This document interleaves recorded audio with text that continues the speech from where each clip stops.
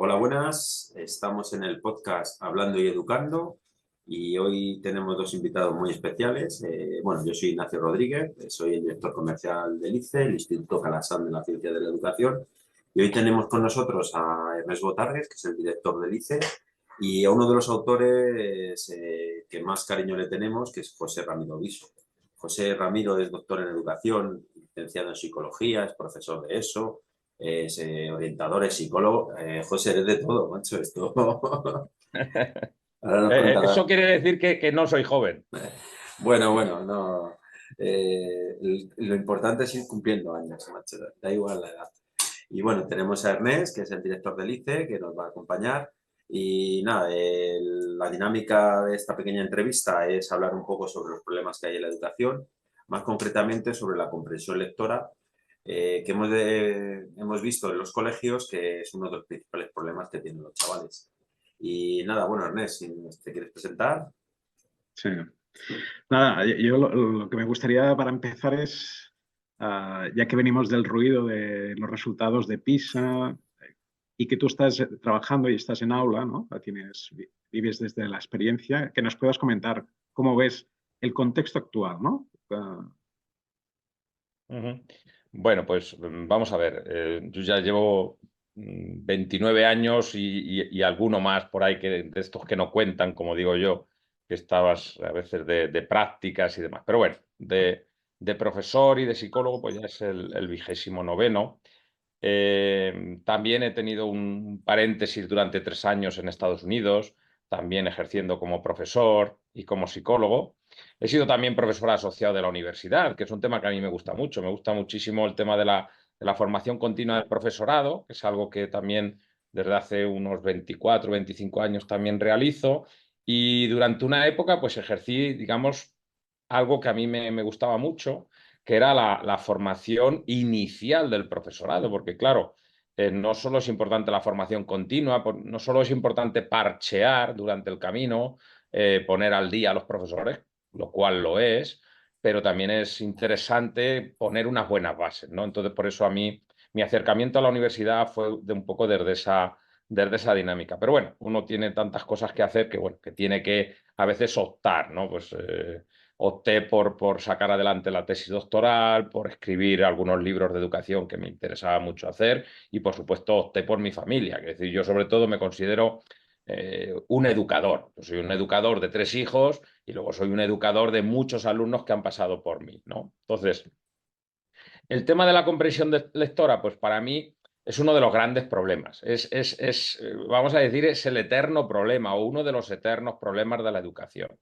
Decía un profesor viejecito que en este país se escribe mucho, se lee poco y no se obedece casi nada. Entonces, a lo mejor, parafraseando un poco a este profesor mayor, podríamos decir que en este país efectivamente se escribe mucho, se edita mucho, a veces se lee poco, aunque creo que las cifras de la literatura infanto-juvenil no son malas, pero también es verdad que a veces los adultos hay mucho postureo.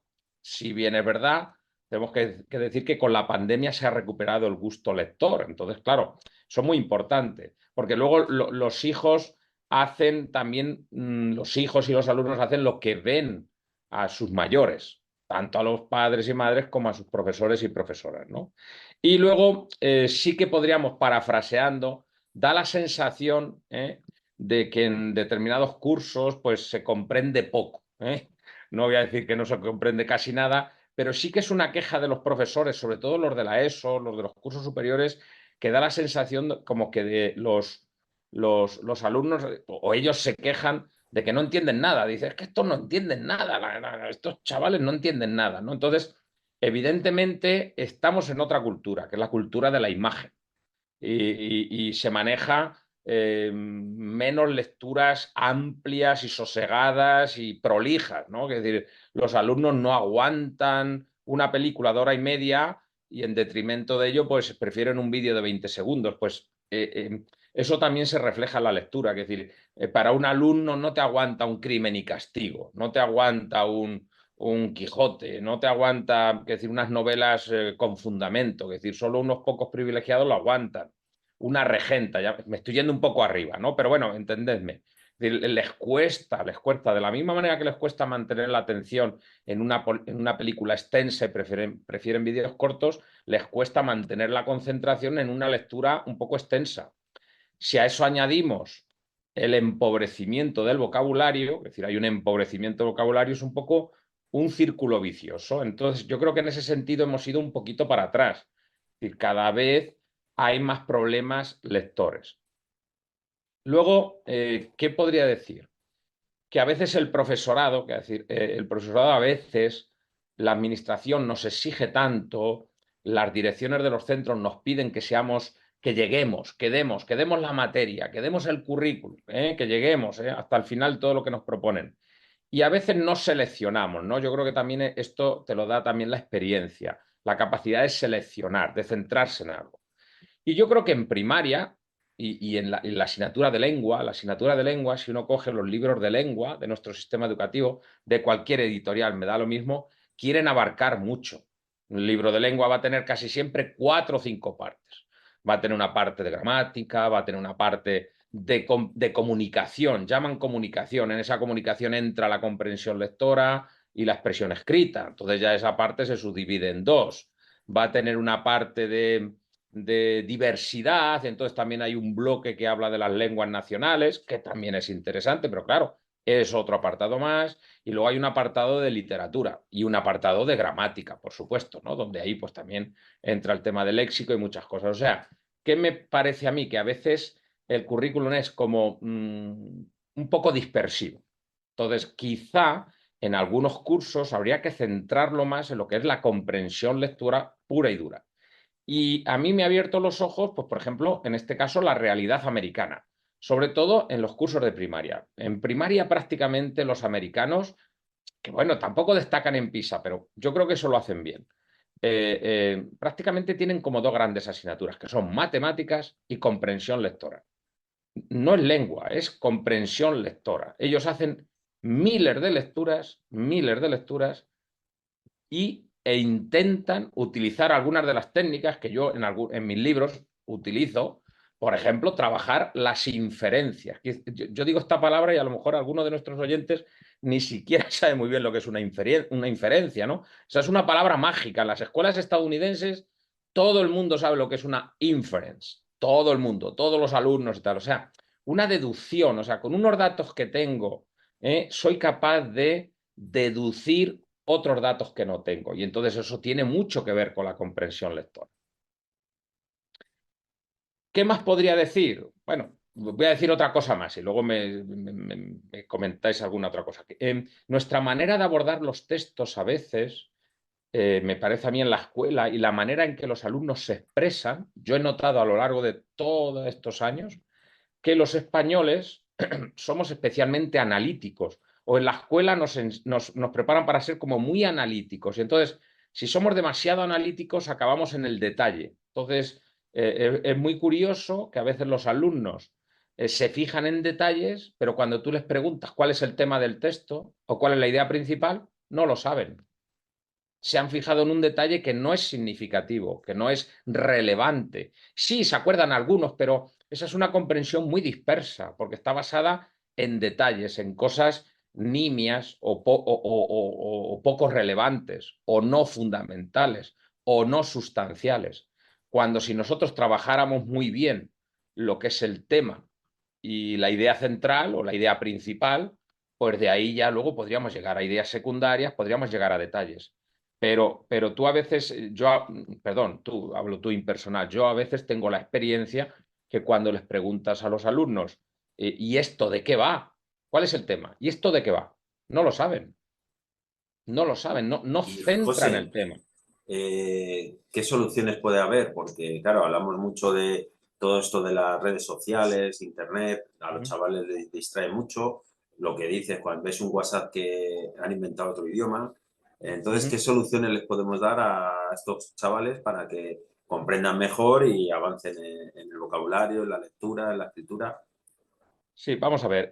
A mí el tema de los WhatsApp, y que a algunas personas les molesta mucho, a mí no me molesta tanto. Es decir, ¿quién es una persona culta? Yo creo que al final tenemos que conseguir personas cultas. ¿Quién es una persona culta? Es una persona que sabe moverse en diferentes lenguajes. Yo cuando voy a mi pueblo, yo no digo en casa de mi padre o en casa de mi tío, yo digo en ca mi tío. Porque mis padres, mis abuelos me van a entender mejor si yo digo en ca mi tío que si digo en casa de mi tío. O no estoy continuamente terminando el participio en ido y en ado. Lo termino en ao, lo termino en io.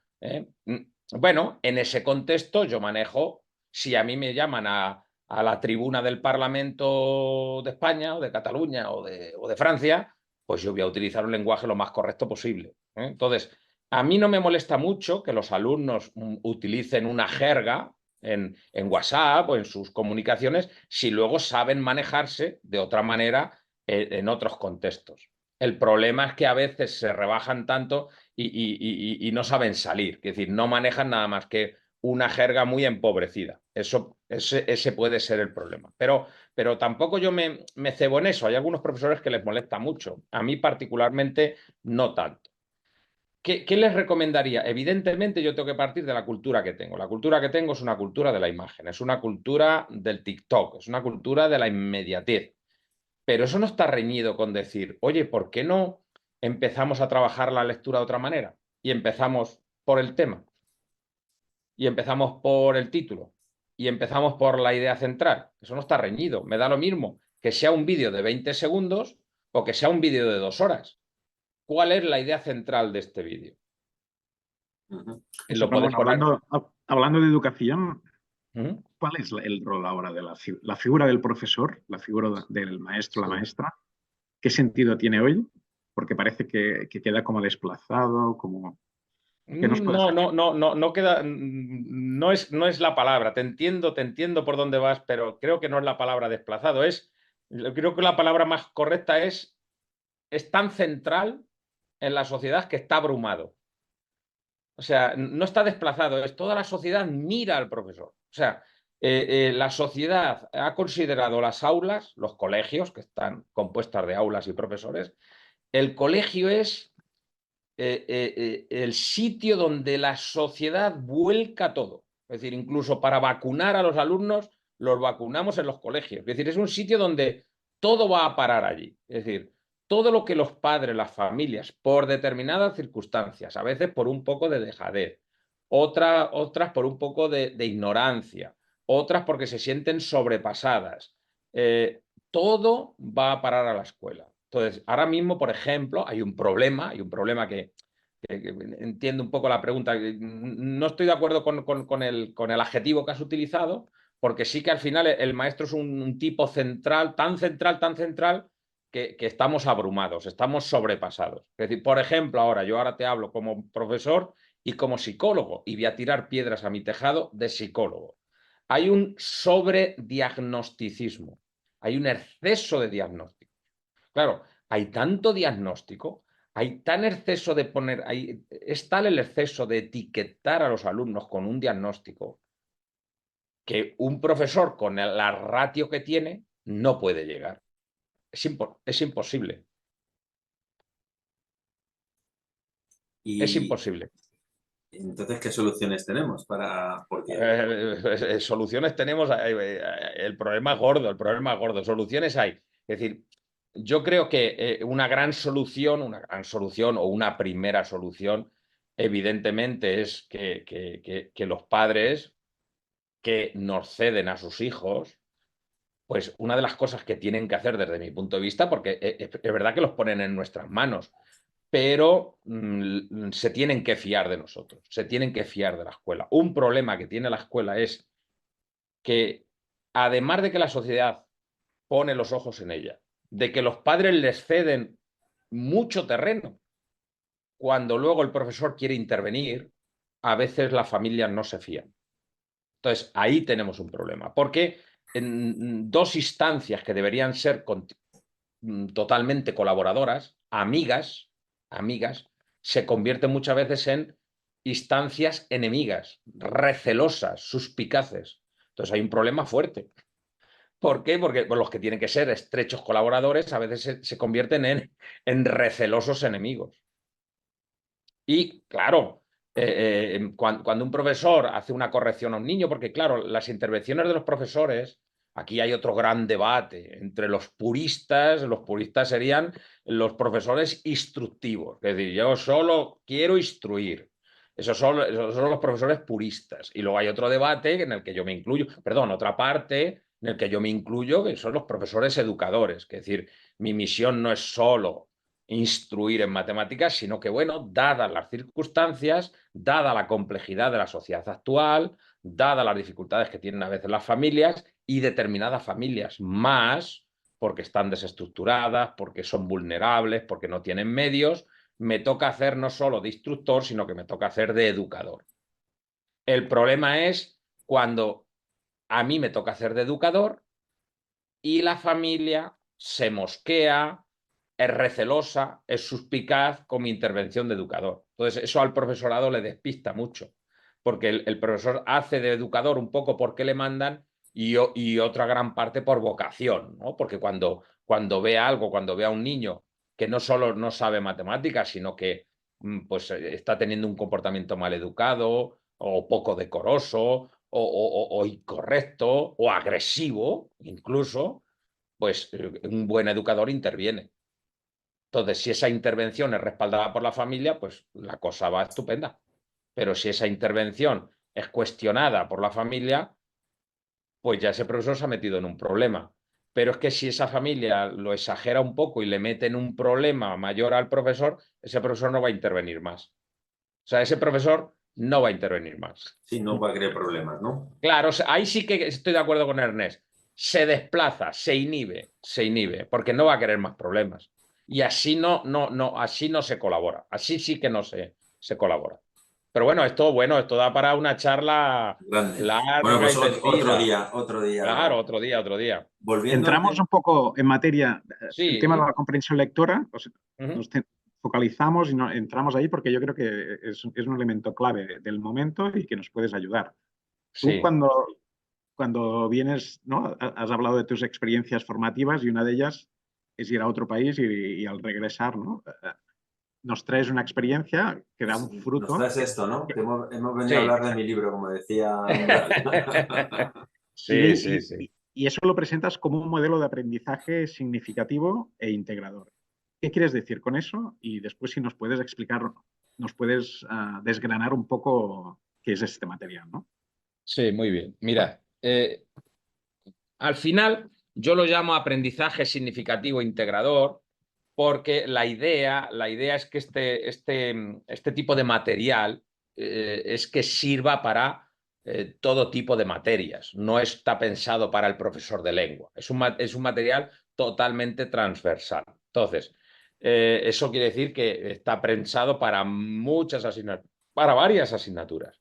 Es un material que está pensado para diferentes tipos de alumnado. Está pensado para alumnado de primaria, en concreto para los cursos superiores de primaria, vamos a decir, a partir de quinto, sexto, una cosa así, donde ya las lecturas se complican y donde se pueden detectar problemas ya, lo que nos parecía un niño que comprendía bien ya no nos parece tanto.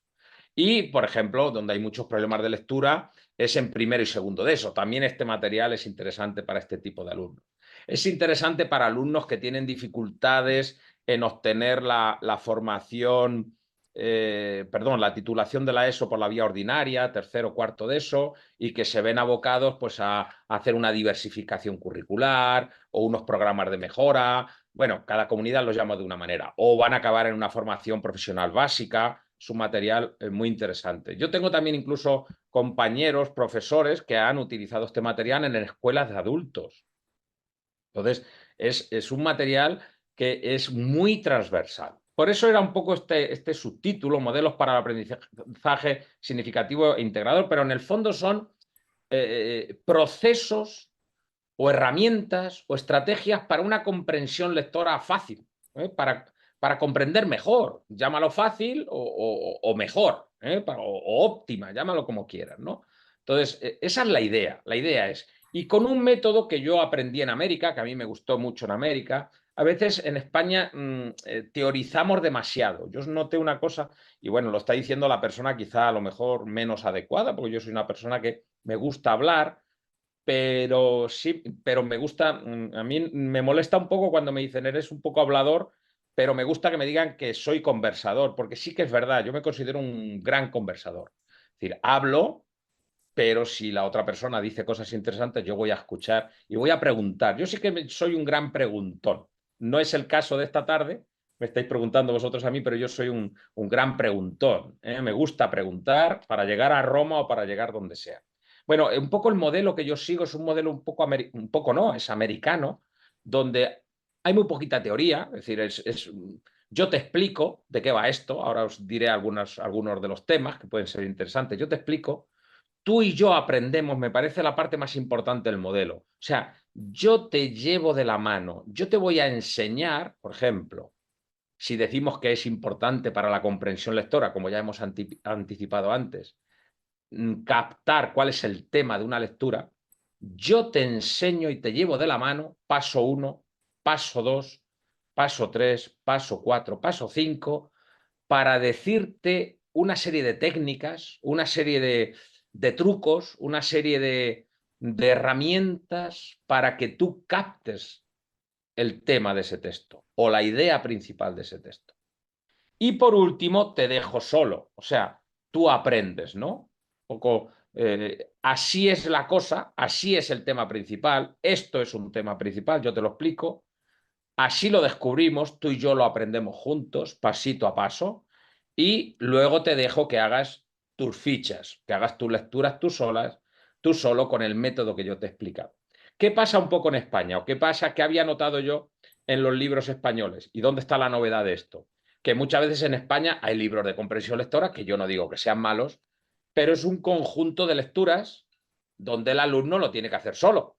Es decir, pregunta 1, pregunta 2, pregunta 3, pregunta 4, pero da la sensación de que nadie te enseña. O sea, en el libro no está esa enseñanza del proceso, ¿no? Yo creo que la clave de estos libros, o yo creo que la gran bondad, es que yo me pongo contigo a tu ladito, y te enseño el proceso. O Que sea, luego Ramiro, tienes... Sí, para que no marches más para allá, pero eso quiere decir que este libro se puede utilizar en casa. O sea, claro, claro, exactamente. Es un libro, desde ese punto de vista, totalmente transversal entre profesores y familias. O sea, es un libro que se puede trabajar en casa perfectamente. Luego, además, en concreto, tienen hasta solucionarios que vienen aparte del libro bueno, pues si en este caso las familias son menos expertas, pues acompaña un solucionario que viene aparte, pues para que el niño no tenga acceso, porque lo que se trata es que el niño aprenda bajo la supervisión de un adulto. Se puede, o sea, es tan facilito la parte del tú y yo aprendemos, o sea, está tan mascadita que yo creo que es mi gran mérito, si tengo alguno, es esa parte, ¿no? Te lo estoy mascando, te voy llevando de la mano tan despacito, y yo creo que aquí yo tengo una ventaja potente. No solo, y perdonad que hable así de mí, no solo el haber estado en Estados Unidos, yo me considero un profesor, y es así, yo soy un profesor todoterreno. Yo he dado clase desde niveles de infantil hasta la universidad. Y claro, también me he codeado con los profesores universitarios, los más duros y los más, ya sabemos lo que es un profesor universitario, perdón, que se me ha caído el libro, ya sabemos lo que es un profesor universitario que te guía una tesis doctoral. Bueno, pues he sido profesor en la universidad, entonces eso me ha ayudado mucho. Y mi trabajo principal, mi trabajo principal consiste unas cuantas horas en ser profesor de pedagogía terapéutica con niños discapacitados. Mi colegio es un centro de referencia en niños discapacitados. Entonces, yo manejo unos niveles como desde lo muy bajo a lo muy alto. Entonces, para que un niño discapacitado, con dificultades, con necesidad de apoyo y refuerzo, entienda, aprenda, yo se lo tengo que poner muy fácil. Le tengo que desgranar muy bien el proceso. Yo creo que este es uno de los puntos fuertes de este material, que los procesos que yo propongo para mejorar la comprensión lectora están muy bien desgranados, o desde mi punto de vista, bastante bien desgranados.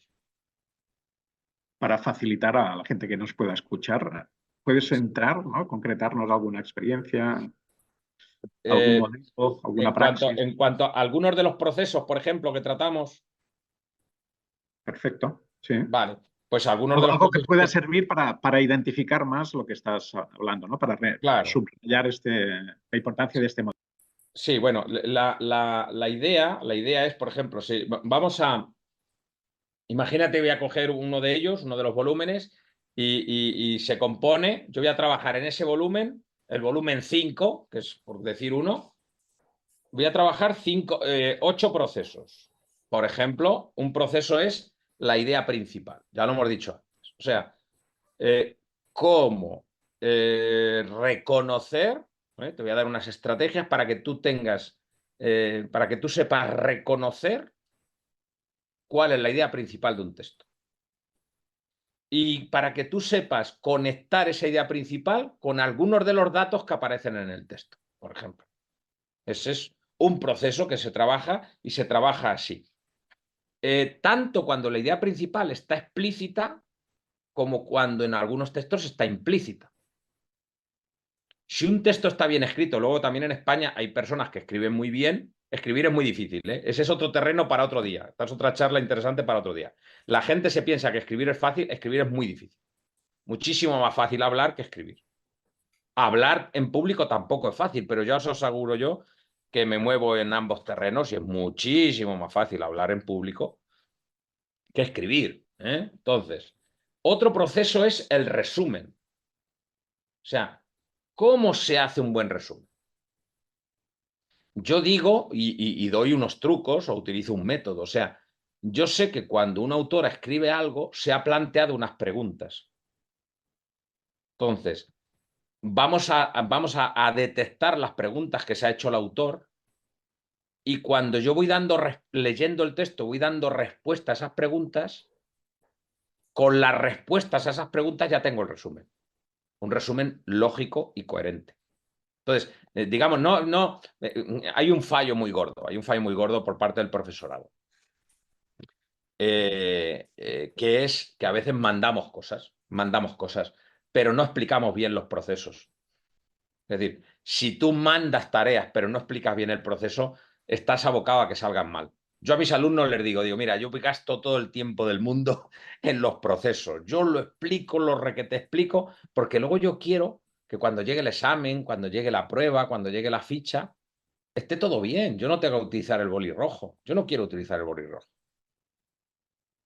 Yo sé que todos los profesores de este mundo español, el 10 de septiembre mandan una redacción sobre el verano y el 8 de enero una redacción sobre las Navidades. Pero hay un porcentaje muy bajo de profesores que se ponen a montar un andamio de cómo se hace una redacción de 12 líneas. Para hacer una redacción de 12 líneas hay que montar un andamio. Y el andamio tiene que decir lo que va en el primer párrafo, lo que va en el párrafo 2, 3 y 4 y lo que va en el párrafo 5 final. Entonces, esta es un poco la idea, esta es la manera de trabajar. Yo aquí, otro tema que trabajamos, la descripción de personas. Describe a una persona. Tú dices, ¿por dónde empiezo?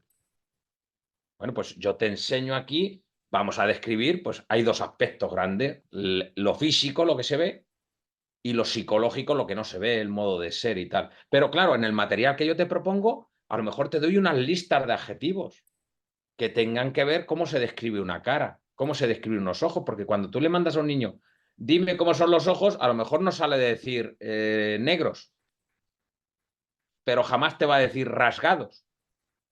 Ni érase una vez un hombre a una nariz pegada, ¿no? No, falta Claro, vocabulario. exactamente.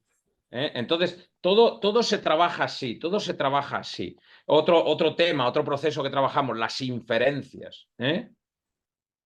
¿Cómo trabajo la inferencia? Pues vamos a trabajar utilizando informaciones que parece que no tienen que ver, te enseño el proceso para que las conectes unas con otras y que llegues a conclusiones o deducciones. Entonces, cuando yo a ti te pregunte, no sé, ¿quién crees que hizo esto? En el texto no aparece claramente quién lo hizo, pero tú vas a notar, uniendo unos datos con otros, que va a ser una persona que venía de jugar al fútbol y que era un día lluvioso, porque resulta que en el lugar del crimen había barro. Bueno, pues todo esto, las lecturas son todas así. Más subimos de complejidad, más inferencias o más deducciones hay que hacer, ¿eh? Se trabaja otro tema, como por ejemplo, otro proceso, mejor que tema, proceso, como la causa y el efecto. Pero estos procesos son fundamentales y no se trabajan en la escuela así. No se trabajan. Es decir, los niños creen. Una cosa, viendo Sí, sí, sí. que esto da para mucho Sí, y para no aburrir, lo que podemos hacer es tener otra charla claro. y nos sigues porque yo lo veo muy interesante y es una manera de abordar la comprensión lectora de otra manera, ¿no? Porque dices que es un método novedoso y yo creo que podríamos encomendar otra reunión, otra entrevista o llámalo como quieras, porque yo Sí. creo que es muy interesante. Todas las que quieran. Y para ir terminando, Dime. bueno, cuéntanos cómo ves el futuro con los chavales. No hay que ser positivo, No, ¿no? no, O no, sea, no, no. Yo el futuro cuéntanos con un los poco. chavales, a ver, Nacho, yo soy una persona tremendamente, tremendamente optimista. Es decir, no obstante todo, el mundo va mejor. Es decir, el mundo va claramente a mejor. No obstante que haya guerras, hay cosas que se repiten de manera cíclica. Epidemias, guerras, tal. Pero yo creo que los maestros romanos y griegos, por muy buenos que fueran, trataban bastante peor a sus alumnos que los tratan los maestros de ahora. Con nuestros fallos. Los padres educan, aunque siempre hay excepciones y tal. Digamos, la humanidad es menos monstruosa que antes. Lo que pasa es que ahora se sabe todo. O sea, el único problema, la única diferencia con las épocas anteriores es que ahora se sabe todo. Yo ahora mismo puedo saber que un chino de la región de Wuhan le acaba de cortar una oreja a su vecino porque Antena 3 me lo pone esta noche, porque tiene allá un corresponsal. Lo voy a saber a la hora. Y eso antes no se sabía. No Sí, se sabía en tenemos la mayoría demasiada de las cosas. información, ¿no? Hay muchísima información, lo cual parece que las cosas van mucho peor de lo que realmente van. Yo creo que la humanidad progresa lentamente, pero progresa. Yo creo que somos unos seres muy inteligentes y tal, y vamos resolviendo los problemas. Entonces, en el tema de la educación, perdón, yo no soy catastrofista, ni mucho menos, ni mucho menos. Es decir, ¿hay problemas de comprensión lectora? Sí. ¿Los alumnos no saben nada? Mentira. Los alumnos saben un montón de cosas que a veces no tienen que ver con el currículum escolar o que nosotros no sabemos integrar en el currículum escolar. Entonces, es que estos alumnos no saben nada. Sí, saben cosas, pero no quieren saber lo que a ti te interesa que ellos sepan. Ellos quieren saber lo que a ellos les interesa. Entonces, ¿los alumnos de ahora son menos inteligentes que los de antes? Pues probablemente no. Porque al final, ¿qué es ser inteligente? Al final, ser inteligente es resolver problemas. Entonces, los alumnos de ahora te resuelven un problema de un vídeo que tú no sabes. Ni tú, ni Ernest, a lo mejor ni yo. Pero ellos te lo resuelven en décimas de segundo. Por lo tanto, tienen inteligencia para resolver problemas, que es de lo que se trata. Seguramente los alumnos actuales son mucho más inteligentes emocionalmente y socialmente que los de nuestra generación. Ujú. Una Vale, estoy cosa, generalizando, nos quedan pero dos no, minutos. no soy negativo ni catastrofista. Esto es la idea que quiero dar. José, nos quedan 2 minutillos de grabación. Ernest, no sé si te Sí. quieres despedir. Bueno, pues yo, sí, dime. No, Eh, no, acaba. No, pues mira, pues encantado de haber tenido esta charla, esta entrevista. Podemos seguir, porque a mí el tema de la educación evidentemente me apasiona. Me interesa todo lo que tenga que ver con los procesos de aprendizaje, con los procesos de evaluación, otro aspecto que me chifla. Y por supuesto, pues lo que es un poco mi estudio, que es todo el mundo de las emociones. Entonces, pues todo lo que tenga que ver con estos aspectos, que en el fondo es la educación me apasiona. Entonces, dispuesto a seguir conversando. Muchas gracias. Ernest, ¿nos Pues quieres nada, decir algo para acabar? agradecerte esta charla, seguiremos. Vamos a intentar acabar siempre las charlas preguntando sobre la importancia de la educación, pero como vamos a repetir contigo, te la dejo para la próxima. Bueno, Muy pues bien. Gracias por todo. ya sabéis, así, la colección así, modelos de aprendizaje significativo e integrador, un una solución, una herramienta para la comprensión lectora de los chavales. Y nada, te volveremos a llamar, José, porque eres un pozo de sabiduría. Bueno, muchas gracias. Esto habrá que repetirlo. Un Agradecemos a los abrazo, dos nos que hayáis vemos. estado Un abrazo a todos. y nada, un saludo. Hasta luego. Adiós. Adiós.